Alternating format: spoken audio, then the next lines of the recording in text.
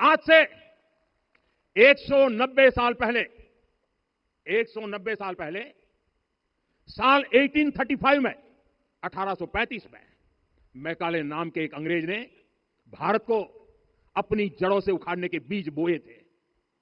Macaulay ने भारत में मानसिक गुलामी की नींव रखी थी।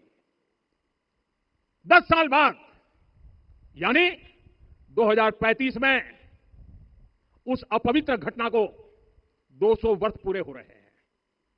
कुछ दिन पहले मैंने एक कार्यक्रम में आग्रह किया था कि हमें आने वाले 10 वर्षों तक उस 10 वर्षों का लक्ष्य लेकर चलना है कि भारत को गुलामी की मानसिकता से मुक्त करके रहेंगे।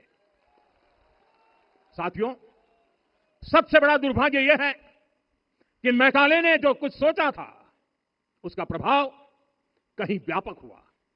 हमें आजादी मिली लेकिन हीन भावना से मुक्ति नहीं मिली। हमारे यहां एक विकार आ गया कि विदेश की हर चीज, हर व्यवस्था अच्छी है और जो हमारी अपनी चीजें हैं उनमें खोट ही खोट है। साथियों, गुलामी की यही मानसिकता है जिसने लगातार यह स्थापित किया। हमने विदेशों से लोकतंत्र लिया। कहा गया कि हमारा संविधान भी विदेश से प्रेरित है, जबकि सच यह है कि भारत लोकतंत्र की जननी है, मदर ऑफ डेमोक्रेसी है। लोकतंत्र हमारे डीएनए में है।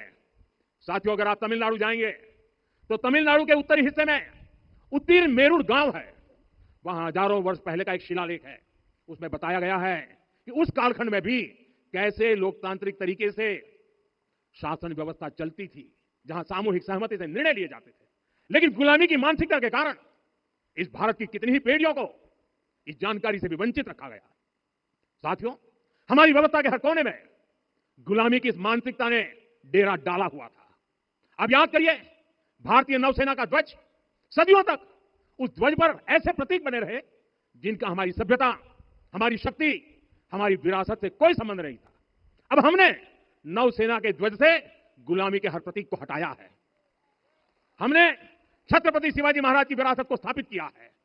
और यह सिर्फ एक डिजाइन में बदलाव नहीं हुआ, यह मानसिकता बदलने का क्षण था। यह गुलामी की मानसिकता ही है जिसने इतने वर्षों तक रामत्व को नकारा है। भगवान राम अपने आप में एक वैल्यू सिस्टम है, लेकिन गुलामी की मानसिकता इतनी हावी हो गई कि प्रभु राम को भी काल्पनिक घोषित किया जाने लगा। साथियों, अगर हम ठान ले अगले 10 साल में मानसिक गुलामी से पूरी तरह मुक्ति पा लेंगे और तब जाकर के ऐसी ज्वाला प्रज्वलित होगी